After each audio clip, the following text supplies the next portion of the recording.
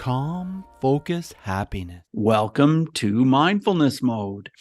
Mindful Tribe, we often talk about new books that have come out, and we talk about different forms of mindfulness. And today is no exception because we have two very, very talented authors here and actually multi-talented individuals, which you're going to find out.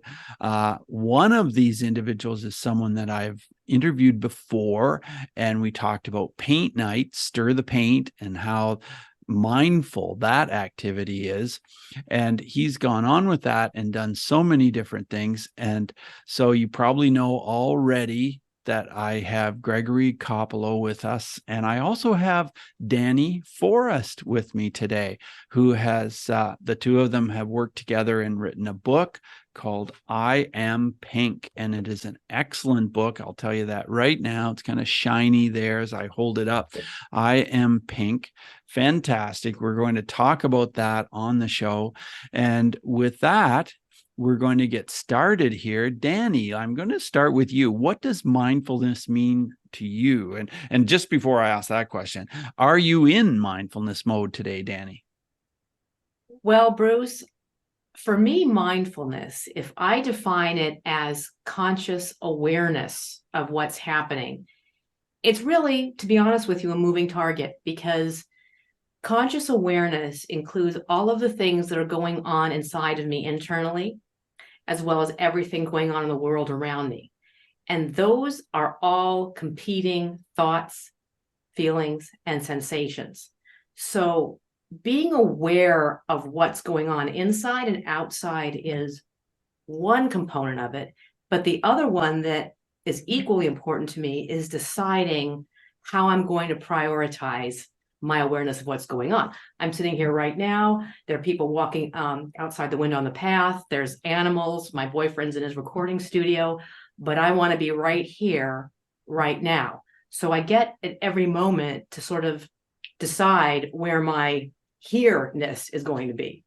So that's always something that's in progress. So to answer your question, yes, but I have to keep my attention on that.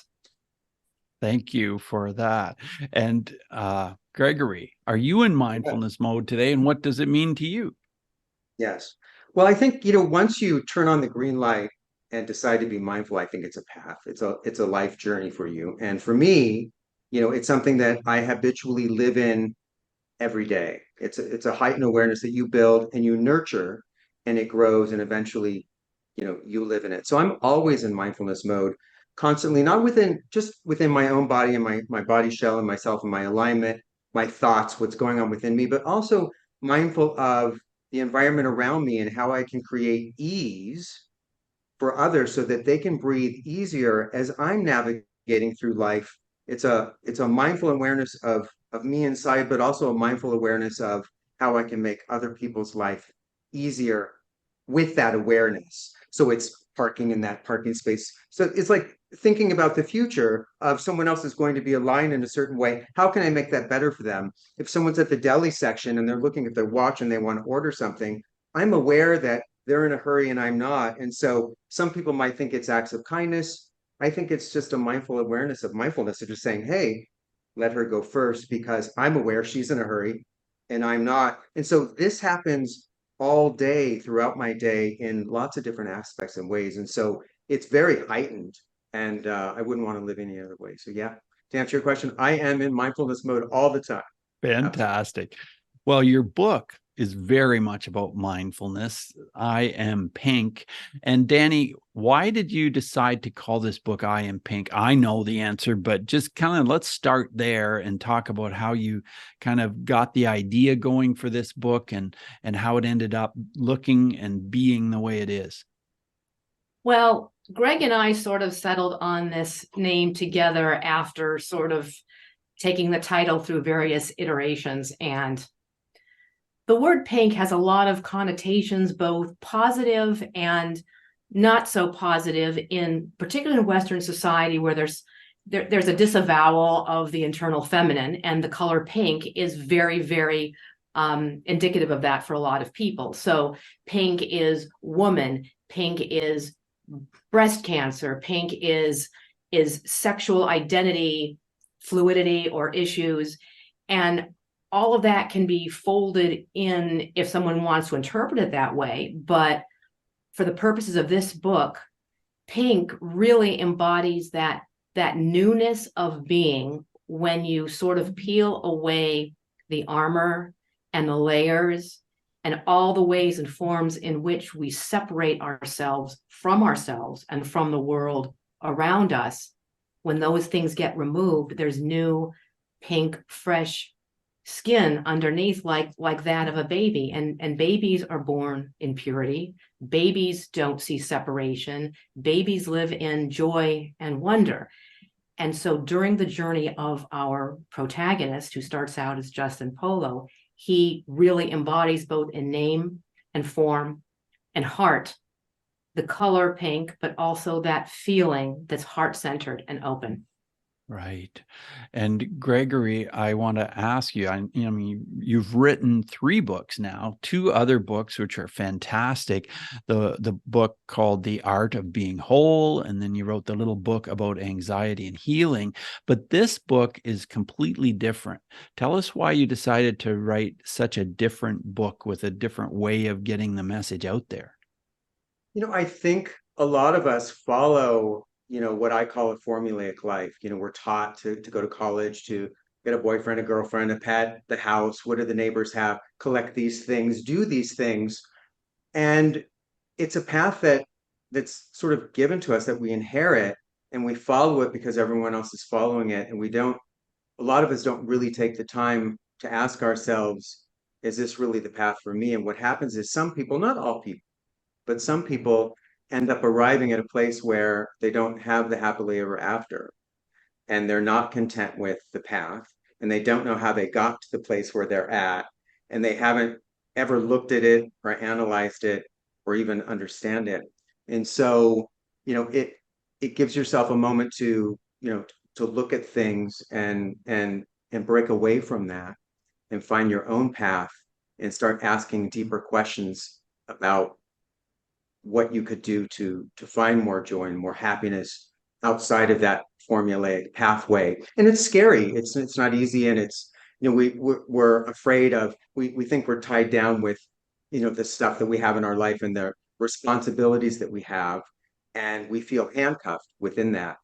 And what's great about this character is that in a lot of ways he has the golden handcuffs too, but he makes decisions to clearly break away from that and find another path that is unimaginable to him, that he would never in a million years have designed. And yet he gets all the gifts and the rewards within it that he was looking for in the old life, and he gets it in the new one. And it's pretty cool. It is very cool. Dani, you're a certified Pilates and yoga instructor, and I'm wondering if any of the work that you've done in this field, and I know you've done plenty, did any of it end up in this book, directly or indirectly, do you think? Oh, I think most definitely it wound up in the book directly. I sort of channeled a lot of my experiences as a yogini or yoga instructor through the character of not just of Erica as sort of the master mentor, but also through Justin/Pink, the mentee, learning what it was to find union with the self, which is what yoga is about. If you read further in the book, I don't know how far you are, but Erica uses, there's no yoga directly in the book, but there are the modalities of tarot and crystal, and I have worked with those energies as well as of astrology in working with people through yoga. I believe that Hatha yoga, which is the translation of sun moon yoga, uses many different modalities to get a person to union with themselves, so then they can go off the mat and not emotionally body slam everybody else around them. So through Erica, I use the concept of being present, not just present with what's going on inside, but what's present with what's going on outside. There are scenes between Erica and Pink where she is getting him to really see and hear how nature affects the earth, how a raindrop sounds on one size of leaf versus another. And that takes the kind of interior hearing that develops not just over weeks or months, but over years. And that's really the end game of yoga as well, to really experience everything externally through a pure sort of interior prism. So Erica was kind of my muse as far as taking that mindfulness aspect out into the world and making it a little bit relatable, or hopefully a lot relatable to people who maybe don't have experience with, yoga and traditional modalities. Right. Greg, you've done so much work with team building, and you've had your business Stir the Paint, and you got so many people together and helped them through mindfulness and mindset and team building. Tell us about how that influenced this book. So, you see a lot when obviously I'm running events. I don't know if everybody knows what a paint and sip event is, but a master artist walks you through a painting during a 2-hour event, and you take home your masterpiece and you eat and drink. So we run these events, and we do private events as well with the company's called Stir Up the Paint, which is my rebranding of what used to be when I was Paint Night Seattle. You learn a lot about people, the fragmentation of people, because they're creating on their canvas. And as a person that's heightened and has a great awareness, you can see the personality, you can see what's going on within the individual. You can feel the brokenness. You can feel how hard they are on themselves. You can feel the expectation. Sometimes I ask people, like, are you giving it as a gift? No. Is it going in the Louvre? No. So where is this anxiety coming from? And they're like, I don't know. I just want to be really good at this. And I said, but you already are good at this. And if you did it for 20 years, you'd be really good at it. We don't have to have something out of the gate to have the talent initially. A lot of people say, oh, you're born with that. I believe we're fostered. Our parents tell us, oh, Johnny, you're good at this. And then Johnny goes and does more of that because he got validation. So I don't necessarily I think we're born equally in one place. And then we nurture those talents and abilities as we move on. And so by running those team building events, I took that energy into the book and used some of that brokenness that our protagonist has, and found a way through that journey of what it would be like to take that brokenness, which is beautiful. We're all a little bit broken, and it's beautiful to be that way. But how we fuse those broken pieces together and create healing within that. And so I feel that a lot when I run those events. I feel that when we're done, I feel that there's healing that has taken place. I feel a shift in energy. And so Justin feels that shift in energy too, because of the experiences that he's finally connecting to that finally feel authentic to him, and that he's experiencing these things for the first time that he's never experienced, but like love, connection to animals, to nature. These are all brand new to him. Right. Dani, I know that you've worked with Greg on some of these projects, the brands of Spider-Man and Power Rangers and so on. Can you tell Mindful Tribe a little bit about that experience and what that was all about? Well, Greg and I met probably around 94, 95. He started, I think, at the company maybe just a few months after I did. And we were involved with the launch and then post-launch and the creation of other projects stemming from the Mighty Morphin Power Rangers, which was a phenomenon of kid shows. People were lining up in droves to see the show, to buy products, to license merchandise based on the television shows. And Greg and I were a very large part of that mix, working with higher ups in the company who were involved with administrative and creative aspects of running the company. And he and I got along great doing that. I guess the most instructive thing about that for me, looking back, was two things. First of all, together, I think, Greg and I, as well as some other individuals in the company, my thing was really making it a good place to work and trying to address the concerns of the humans that work there, so that being at that company and working at that company was about something other than pushing product out, because products and services are about people. And I was in a position where I could, get involved with salary increases for my coworkers, for, human resource issues involving my coworkers. And I wanted it to be a really comfortable / more mindful place to work. That was the first thing. The second thing, which I think is what made me go away from that business, even though I probably could have had a more enduring career there, was that, shoving product down little kids' throats was not something that I really wanted to get behind in the long term. I did it to get life experience, but I think there's so much more to childhood, to adulthood, to the concept of wonder and play than just buying plastic figures that you play with for a month and then throw into a landfill. And a little bit about that bothered me, but I did learn a lot about team building, about helping people feel seen and heard within the context of a corporate setting. Thanks for sharing that, Dani. Greg, I want to ask you a little bit more about the book. And, this book is just one of those books that you start reading it and you're just pulled right in and you can't put it down. I enjoyed it so much. And I just wonder, you read a book like this and it just seems easy read, but really like there's really depth to it and meaning. But what were some of the biggest challenges on your end, putting all of this together to seem like such a beautiful, seamless, easy, enjoyable read? First of all, thank you for saying all of that, because we poured 3 years into it and it was a tremendous amount of work. And the hardest part was really, there were two things, the vulnerability and the authenticity. Because you can skate on the surface. I liked my first book a lot, but I think it skated a lot on the surface. And as I grew as an individual, I really wanted to expunge my soul and give you everything I had. So when I was done with the book, I could say, I have nothing more to say until I grow more.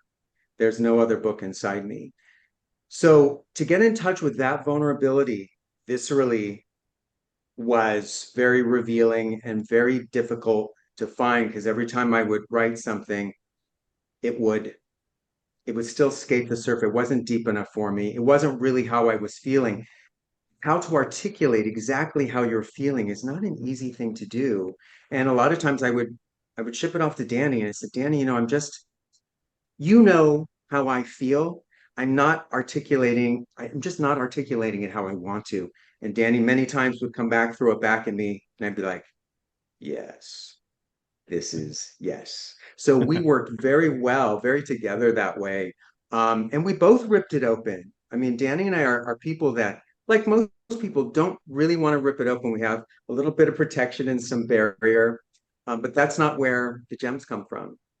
That's not, where the good stuff comes from. It comes from ripping it open. And so those parts where, I don't want to reveal too much, but some of the journal entry parts that you read where yes, maybe someone's passing away and they're giving you their last page of life, that was, we wanted it to be meaningful. And we also wanted to give people hope that, hey, this journey through life and through death and mortality, we celebrate in a different way. We don't really celebrate it. What if we did celebrate it? What if it really was a coming home to family? And what if it really was different than what we perceive it to be? Because we've all been in situations where someone is passing away and they look at you and they say someone's name that has lived in the other life that's passed, and they're recognizing people and they pass away, and we're still not acknowledging, we're not piecing it together that perhaps it really is a beautiful journey from the beginning. And then we arrive in this pure state, and as we pass away, we get more childlike, we become more open.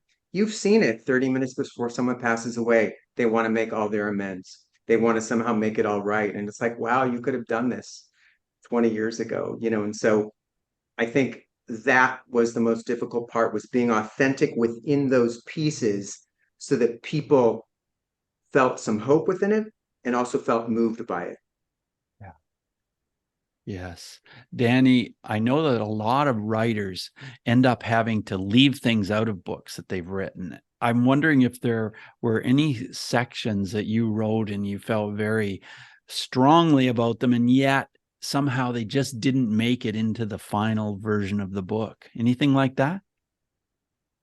Well, the way this kind of worked out in the beginning was that Greg forwarded me a rough draft of this book he had written. Mm-hmm. And it takes place in Kauai, and he emailed it to me while I was actually in Kauai, but he didn't know I was there.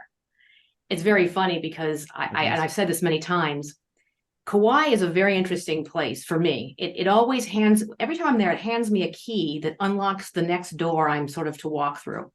And this last time I was there, it handed me the key to I Am Pink. Wow. And I got that there.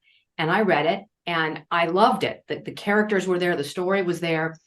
Now there was some part, and there was a lot that had to do with, I don't want to say mindfulness practices so much as, well, maybe mindfulness in terms of, nutrition, for example. And there was a lot in there about that.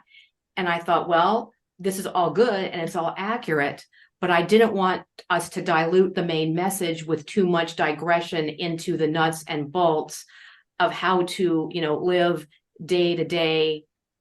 I wanted it to come more from the heart than anything else. And if we started to involve too many other aspects of the subtle body, I suppose I'd call it, then it might, like I said, dilute the message. So we had to leave out a lot of explanations of things relating to nutrition and movement that are important to us, but that I felt took away from the main relationships between the characters. Greg, you've received a lot of very positive comments about the book. Any comments or feedback that kind of surprised you? So far, no. So far, no. I mean, pleasantly, I'm happy. Yeah. We knew what we had done. For the first time for me, Dani and I knew what we had done. We knew that we wrote a great book. We knew this. We knew that it was going to move people, that it was relatable. We knew that a lot of people were in that space where they were kind of stuck. It's just a relatable story for all of us. And we knew we did it. I mean, we knew really that we knocked it out of the park. We spent the time. It was done in 2 years. Dani took one more look at it and she says, "We have another year." And I'm like, I wanted to get it out. She's like, "Yeah, it was hard." She said, we have another year." And I'm like, wow, that's not what I wanted to hear. But it needed the nurturing and the space. Bruce, by the time we got that 3rd year in, we knew what it was. For the first time, I can honestly say that those reviews coming in are authentic reviews that I thought people would say. I knew that those messages were in the book, and I knew that if they could read it and receive it, that's what they would say. So so far it's a line. We're happy to see it. Nothing has been really shocking or surprising other than the fact that people are moved. They are moved by it. And this is what we wanted to do. We wanted to create more mindfulness. We wanted to wake people up from that deep sleep of just, we're in rote. We're like, we're just moving around and we're unaware of like, why, what, people say, "Oh, I'd like to do this, but I can't really do that," or "I'm not good at that." Or it's all made up kind of fictitious lies that we tell ourselves that handcuff us into the current path where we'll never find that happily ever after. And so I'm happy to say that no, so far I've not been surprised. It's been exactly what I wanted it to be, and I'm blessed and grateful for that. That is fantastic to hear. I'm so glad. Dani, I'm wondering what's next. What projects are you working on now, or what's coming up? And did this book influence what's coming up for you in your life? Well, I'm so glad that you asked that, Bruce. Actually, I had a book that was completed before Pink came into being, and it's now in an editing process. It's it's generally a memoir. I would call it a prequel to Pink from the point of view of a female protagonist, because it is the sum total of decades of experience that got me ready for a project like Pink to be relevant and meaningful and doable for me, that I could really embrace and expound on the concepts that are in and the heart-centered message that is in Pink. I had a lot of decades of life where I didn't actively choose life. I allowed life to choose me, and not always to my benefit. And that came through issues of family of origin, issues of trauma. And so I'm very proud of this upcoming book, but it's almost as if Pink needed to come first so that people could see that there is a light at the end of the tunnel when one has enough lived experience to be able to digest those lessons. So I think it's a great, I'm really excited about it. It's called 52 Pickup, Scattered and Torn. It's basically a vignette from each of 52 years of my life. I wrote them in random order and then chronologicalize them to make a story that focuses on different aspects and different consistent themes of my life leading up to Pink. So that's one project. And then after that is out of the hopper. I am actually writing a book called Sargasso, which takes place over 1 year. And that was the 1 year that my late husband was diagnosed with the illness that a year from diagnosis led him to pass. And that is for people who have been in the involuntary position of having to be a caregiver without having any training and actually maybe hating doctors and hospitals to really having to hold space for somebody who is transitioning out.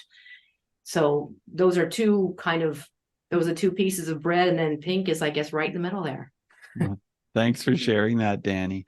And Greg, as we get to the end of the interview, I want to ask you if you have any final words of advice for Mindful Tribe. Anyone who believes in mindfulness, but we're just maybe not quite getting it, feeling like maybe life is a little bit futile. The messages are in the book, I Am Pink. But what would you say to our listeners right here and now?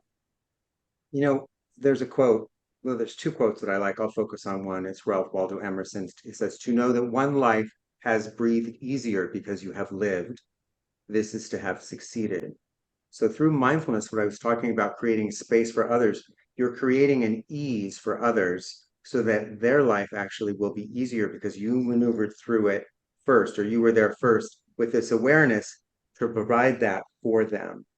And so there is that. So I would say, use your mindfulness to create ease and space for others so that their life can be a little bit easier. If we all did that, wow, right? Yeah, And then for Maya sure. Angelou said something that I love. I absolutely love. She said, when you know better, do better. Yeah.